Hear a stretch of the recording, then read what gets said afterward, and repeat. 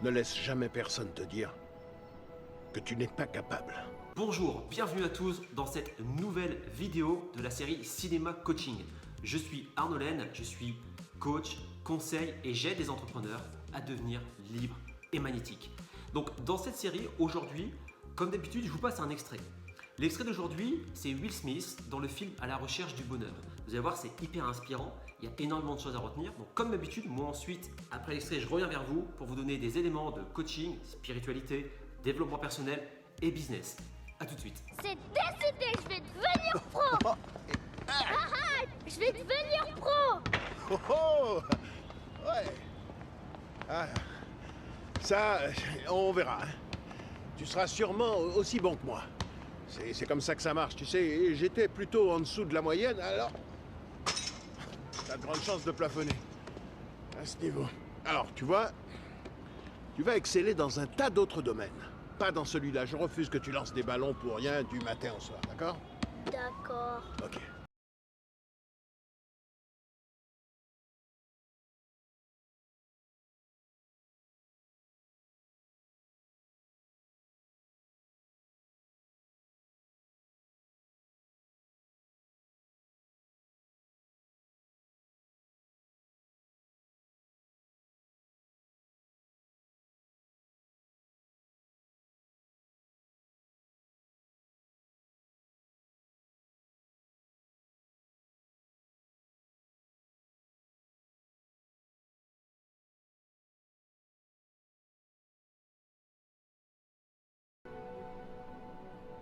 Compris?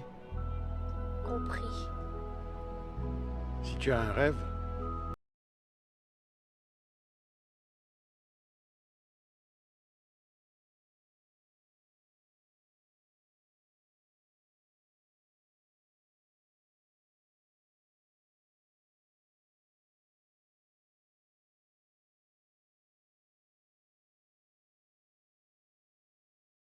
Voilà, cet extrait est vraiment émouvant, vraiment très émotionnel, il y a beaucoup de choses à retenir. Will Smith, effectivement, parle à son fils pour lui dire tu dois protéger ton rêve, qu'il y a des gens forcément qui vont venir pour essayer de le briser parce qu'eux-mêmes ont été incapables de réaliser ce que toi tu souhaites faire. Donc, effectivement, c'est des punchlines qui sont extrêmement puissantes. En fin de compte, quelqu'un qui est vraiment connecté à son rêve, en fait, il s'en fout que les gens vont l'insulter, etc. Ça va pas lui faire du bien sur le moment, mais en fin de compte, ça ne faire que renforcer son rêve. Demandez par exemple à Walt Disney, qui a essuyé quasiment plus de 302 refus des banques avant de pouvoir créer ses parcs. Le colonel Sanders de KFC, lui, il a fallu 1 an et demi avant de pouvoir vendre sa recette de poulet. Michael Jordan, qui à l'université, on lui disait non, tu joueras pas dans l'équipe. Il est revenu l'année d'après, il était tellement bon en fait qu'il jouait tous les matchs, il est devenu le meilleur. Il est parti ensuite en NBA et vous connaissez tous son destin. Donc, vous savez, c'est que quand on a ce rêve qui est profondément en nous, en fait, on n'a pas forcément besoin d'avoir ce type de punchline pour dire vas-y, tu dois protéger ton rêve, tu dois croire en tes rêves, etc. Par contre, je trouve ça exceptionnel, effectivement, pour dire à des gens qui, moi, parfois me disent je n'ai pas de rêve. Donc, c'est bien aussi peut-être d'avoir ces punchlines pour dire aux gens allez, vas-y, essaye de rêver. Voilà, reconnecte-toi à tes rêves. Donc ça, c'est quand même assez puissant. Je voulais surtout en fait discuter avec vous de cette vidéo par rapport à un autre angle. Et là, on va vraiment aller dans le côté coaching et développement personnel. Pour certains d'entre vous, vous êtes coach et vous avez certainement déjà connecté avec ce sujet. C'est-à-dire que la plupart du temps, quand on va reprocher des choses aux autres, ce sont des choses en fait qu'on se reproche à soi-même sans le savoir. C'est-à-dire que c'est un peu inconscient. Par exemple, si je me dispute avec ma compagne, et ce que je vais lui dire, il y a de fortes chances en fait que ce soit un message que je m'adresse à moi-même. C'est pour ça souvent quand les gens moi me crient dessus ou m'insultent, etc., je reste stoïque, je reste un peu de marbre. Bon, pas toujours, ça dépend un petit peu ce qui est dit et comment c'est dit. Mais la plupart du temps, j'essaie de prendre ce recul-là et je me dis, en moi-même, c'est rigolo parce qu'en fait, ce qui est en train de te balancer la figure, c'est quelque chose qui est en train de se dire à lui-même. Et du coup, quand on est dans cette perspective-là, bizarrement, on prend les choses d'une autre manière. Je vous prends un exemple. J'ai récemment une cliente qui disait moi, je pique parfois des colères par rapport à ma mère et par rapport à mon petit copain. Donc, je demande, selon toi, qu'est-ce qui est la cause de tout ça? Elle m'explique que en fait, elle reproche que par rapport à son petit copain, elle l'a mis sur un piédestal et du coup, elle est un peu trop dépendante de ses opinions et de cette façon de voir les choses. C'est-à-dire qu'elle s'empêche de vivre comme elle l'entend. Et ensuite, elle m'explique que sa mère, elle l'énerve tout simplement parce que sa mère, en fait, elle va vivre par procuration par rapport à la vie de sa fille, donc par rapport à ma cliente. Donc elle me dit, moi j'aimerais en fait que ma mère, elle vive sa vie, quoi, qu'elle fasse pas sa vie en fonction de moi, qu'elle vive sa vie.